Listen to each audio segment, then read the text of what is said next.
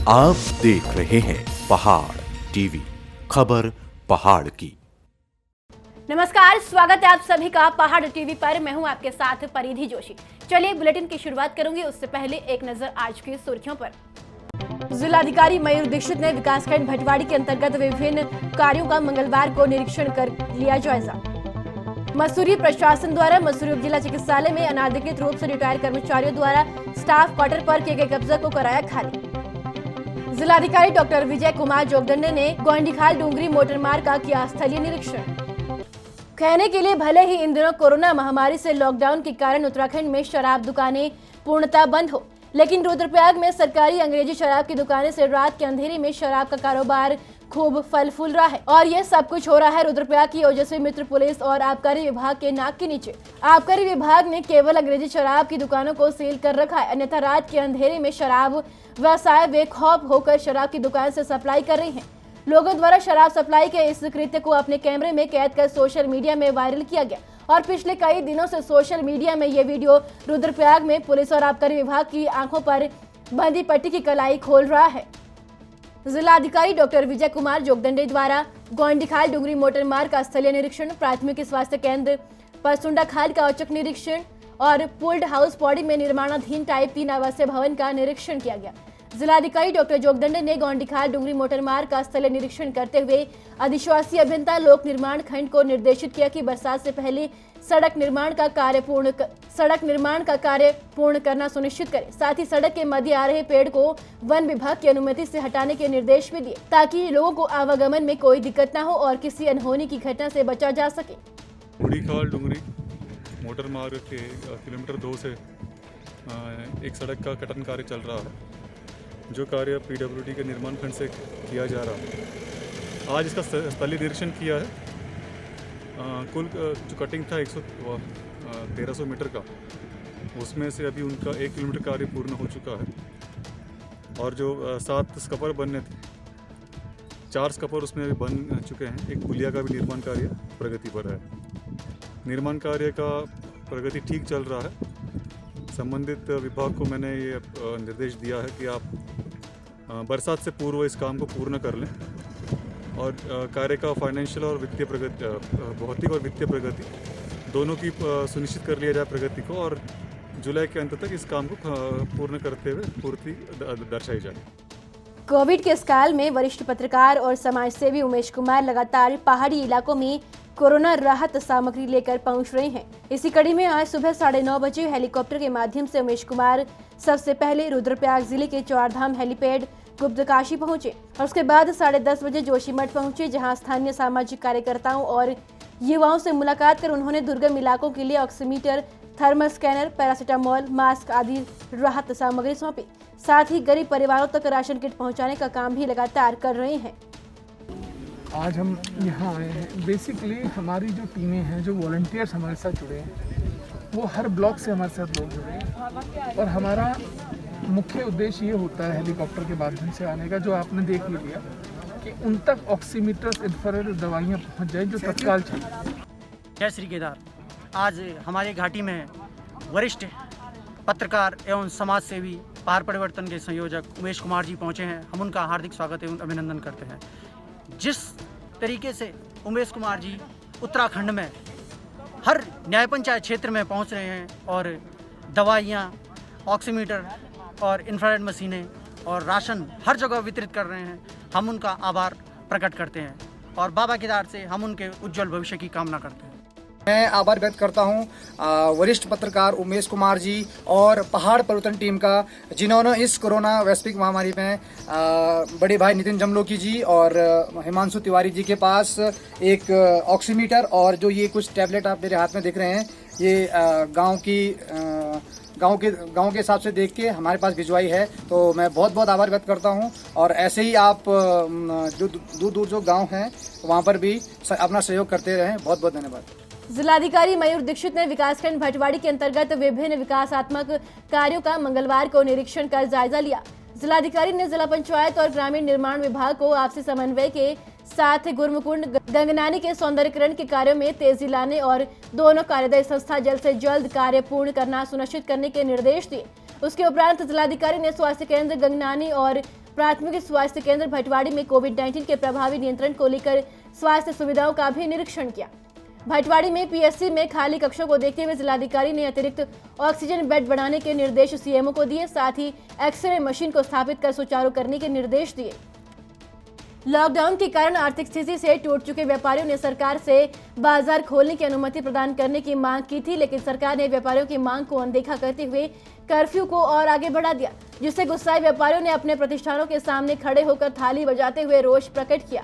व्यापारियों की बाजार खोलने के साथ ही अन्य मांग, जिसमें आर्थिक राहत, बिजली, पानी, स्कूल की फीस, बैंक किस्त में राहत और टैक्स में छूट आदि माफ करने की मांग को लेकर जिले और शहर के पदाधिकारी लगातार एक हफ्ते से जिले के समस्त सम्मानित विधायकों और जिलाधिकारी से लेकर मुख्यमंत्री तक ज्ञापन दिए हैं। प्रदेश की जो सरकार, जिसको हमारे व्यापार मंडल के पूरे प्रदेश के पदाधिकारियों ने प्रत्येक जनपद में सारे विधायकों की मार्फत मुख्यमंत्री उत्तराखंड के लिए ज्ञापन भेजा था कि जब 1 तारीख से नई एडवाइजरी जारी करो तो कम से कम दुकानदारों के लिए कोई व्यवस्था बनाओ, जिससे थोड़े बहुत समय के लिए प्रत्येक दुकान खुल सके। प्रत्येक व्यापारी वर्ग में, चाहे वो कपड़े वाला हो या सराफे वाला हो या जूते वाला हो या इलेक्ट्रॉनिक्स वाला हो, ऊपरी लेवल के, मध्यम वर्ग के और निम्न वर्ग के तीनों कैटेगरी के दुकानदार हैं। निम्न वर्ग का दुकानदार जो किसी भी कारोबार को करता है वो बहुत परेशान है। आज की तारीख में सरकारी सहायता उसे कोई उपलब्ध नहीं है, तो सरकार के बहरे और निंद्रा से उठाने के लिए, कान खोलने के लिए आज पूरे प्रदेश में हमारे प्रांतीय व्यापार उद्योग प्रतिनिधि मंडल की ओर से आह्वान किया गया था और आज प्रत्येक स्थान पर पूरे प्रदेश में हर व्यापारी ने खड़े होकर सांकेतिक रूप में, क्योंकि सोशल डिस्टेंसिंग का भी पालन करना था, इसलिए बहुत कम संख्या में सांकेतिक रूप से आज प्रदर्शन किया है। यदि 4G मिशन के सदस्यों द्वारा एक वर्चुअल मीटिंग वीडियो कॉन्फ्रेंसिंग के जरिए की गई, जिसमें कोविड-19 के चलते जरूरतमंदों की मदद कैसे की जाए इस पर चर्चा की गई। टीवी सेलिब्रिटी राघव जुयाल के छोटे भाई यशस्वी के द्वारा बताया गया कि कैसे जन जन तक मदद पहुंचाई जाएगी। उनके द्वारा सुझाव रखे गए, सभी के सुझाव से एक नई दिशा मिलेगी। आपको बता दें कि मीटिंग का संचालन प्रेरणा रावत और सुभाष भट्ट की अध्यक्षता में किया गया। मीटिंग में जरूरी बिंदुओं पर बात की गई, जिसमें कोविड-19 के चलते जरूरतमंदों को राशन के साथ साथ पुलिस कर्मियों का भी ध्यान रखा जाएगा, जिसमें उन्होंने कोविड किट और कुछ दवाइयां वितरित की जाएगी। अपने 4G मिशन के सदस्यों का भी ध्यान रखते हुए 4G मिशन के सभी सदस्यों को इम्यूनिटी बूस्टर के रूप में दवाइयां वितरित की जाएगी। 5 जून को आने वाले विश्व पर्यावरण दिवस को हम कैसे मनाएं, उस उपलक्ष्य में सदस्यों द्वारा वार्ता की गई। राशन सामग्री, दवाइयां, अन्य प्रकार की मदद के अलावा कोरोना से संक्रमित लोगों का मनोबल कैसे बढ़ाया जाए, इस पर विचार किया गया, जिसके मद्देनजर आज सुभाष भट्ट और 4G टीम के सदस्यों द्वारा जोगीवाला चौकी में पीपी किट और दवाइयों का वितरण किया गया। ऐसे ही आगे 4G टीम समस्याओं को हल करने में तत्पर रहेगी। अल्मोड़ा जिले के विकासखंड सल्ट में मंगलवार को सल्ट मरचुला कूपी के पास बेकाबू होकर कार खाई में जा गिरी, जिसमें कार के परखच्चे उड़ गई। हादसे में चालक ने मौके पर ही दम तोड़ दिया। कार सवार 4 ग्रामीण गंभीर रूप से घायल हो गए। इन सभी को रामनगर रेफर कर दिया गया है। कोरोना की जब से दूसरी लहर शुरू हुई है, तब से उत्तरकाशी जनपद में अखिल भारतीय विद्यार्थी परिषद बड़कोट की टीम 24 दिनों से लगातार सेवा कार्य में लगी हुई है। सेवा परमो धर्मो का नारा साथ लिए विद्यार्थी परिषद के कार्यकर्ताएं जो गांव में है, वे अपने ही घर पर मास्क बनाकर लोगों को जागरूक करते हुए मास्क वितरित कर रही हैं। और ऐसे ही विद्यार्थी परिषद से जुड़ी हुई छात्राएं भी पक्षियों के लिए दाना पानी अपने अपने घरों के बाहर और घर की छतों में रख रही है। सिंचाई मंत्री सतपाल महाराज का लक्सर क्षेत्र का दौरा एक बार फिर से निरस्त हो गया है। सिंचाई मंत्री सतपाल महाराज बालावाली गंगा के क्षतिग्रस्त पड़े तटबंध का निरीक्षण करने आने वाले थे। कांग्रेस के सेवा दल के प्रदेश अध्यक्ष राजेश रस्तोगी ने प्रदेश सरकार पर हमला बोलते हुए कहा कि सरकार के सभी मंत्री झूठ बोलने का काम करते हैं और जनता को बेवकूफ बनाने का काम कर रहे हैं। लक्सर क्षेत्र की बालावाली गंगा के तटबंध को क्षतिग्रस्त हुए 3 साल से ऊपर हो गया है, जिससे हर साल बरसात में गंगा का पानी से टूटे तटबंध से बाहर निकलकर कई गांव की हजारों बीघा फसलें तबाह कर देता है। पर सरकार को गरीब किसानों की कोई चिंता नहीं है। देखिए, भारतीय जनता पार्टी के जितने भी मंत्री हैं वो लोगों से झूठ बोलते हैं, लोगों का बेवकूफ़ बनाने का काम करते हैं। जैसा कि आप जानते हैं, हरीश रावत की सरकार में गंगा जी पर बांध बनाया गया था खानपुर क्षेत्र, लक्सर क्षेत्र को बचाने के लिए। 3 साल उस बांध को टूटे हुए हो गए, कट करके बह गया है। लगातार किसानों की काश्त की ज़मीन बह रही है, कट रही है। इन्होंने आकर के एक दिन भी ना निरीक्षण किया है, ना उसको बनवाने का काम किया है। अब जैसा लक्सर में एक बड़ा आक्रोश है, लोगों में, जनता में नाराजगी है और भारतीय जनता पार्टी के कार्यकर्ताओं में भी नाराजगी रही है कि हरिद्वार जनपद के प्रभारी मंत्री लगातार तारीखें दे रहे हैं, समय दे रहे हैं और कार्यक्रम स्थगित कर रहे हैं। ऐसे कोरोना के समय में या तो कार्यक्रम देना नहीं चाहिए, अगर ऐसा डर है कोरोना से मरने का तो उन्हें घर से बाहर नहीं निकलना चाहिए, कार्यक्रम नहीं देने चाहिए। और कोई डर नहीं है तो उनको आना चाहिए, लोगों की बात सुने, लोग परेशान हैं। अपनी 9 सूत्रीय मांगों को लेकर एनएचएम कर्मचारी 1 जून से कार्य बहिष्कार पर है। कांग्रेस प्रदेश महामंत्री ललित फरसवाण ने कहा कि मुख्यमंत्री को पत्र भेजकर पूर्व में ही संज्ञान लेने को कहा गया था। स्वास्थ्य विभाग की रेड माने जाने वाले एनएचएम कर्मचारियों के कार्य बहिष्कार पर जाने से प्रदेश के सभी अस्पतालों में मरीजों को काफी दिक्कतें हो रही है। अपनी 9 सूत्री मांगों को लेकर एनएचएम कर्मचारी 1 जून से कार्य बहिष्कार पर है।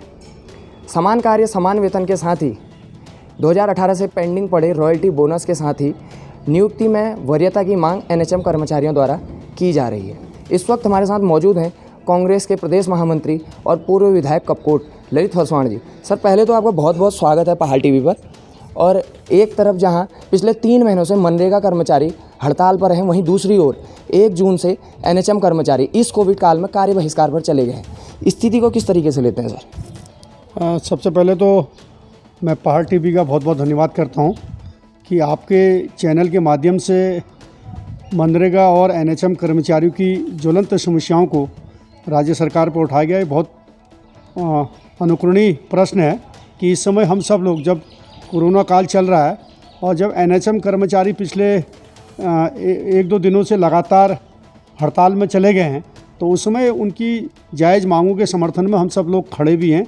और मैंने सोशल मीडिया के माध्यम से भी अपनी बात को माननीय प्रदेश के मुख्यमंत्री तक पहुंचाने की पूरी कोशिश भी करी है। और हमको विश्वास भी है कि जो 9 सूत्री उनकी अपनी डिमांड है, जो वर्ष 2006 से लगातार उनकी डिमांड रही है कि भाई जो उनके द्वारा कार्य करे जाते हैं, और वो कह भी रहे हैं कि भाई हम लोग पिछले 1 साल से कोरोना में ना तो अपने घर जा पा रहे हैं, ना ही सरकार हमको कोई ऐसा बोनस दे पा रही है जिससे हम अपने परिवार का लालन पोषण कर पाएँ, ना ही कहीं पर भी हमारी सरकार विनियमितीकरण की बात कर रही है।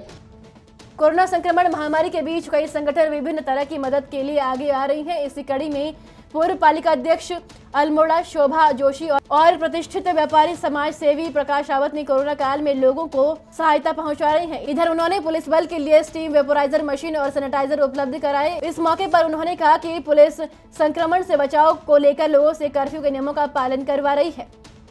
मसूरी में स्वास्थ्य विभाग द्वारा मसूरी उपजिला चिकित्सालय में अनाधिकृत रूप से पिछले कई सालों से रिटायर कर्मचारियों द्वारा उपजिला चिकित्सालय की स्टाफ क्वार्टर पर किए गए कब्जों को लेकर एसडीएम मसूरी वरुण चौधरी के नेतृत्व में खाली कराया गया।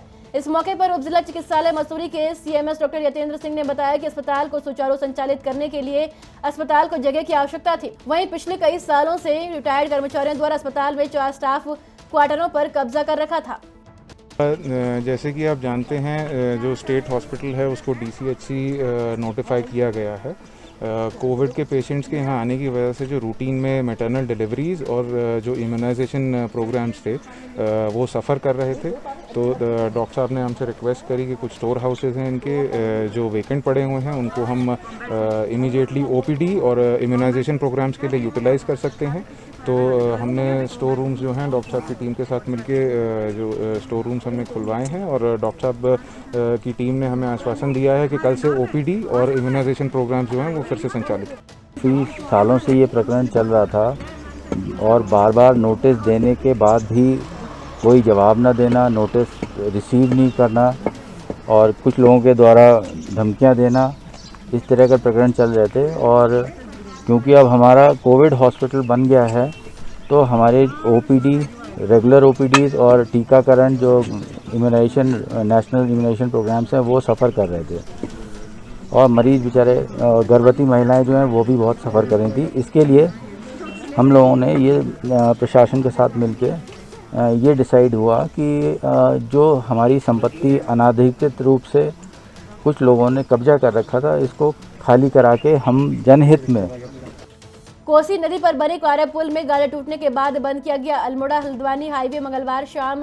7:30 बजे करीब 10 घंटे बाद खोला गया। इस वजह से मार्ग में सुबह से फंसे वाहन अल्मोड़ा आ गए हैं। वहीं लोगों ने भी राहत की सांस ली।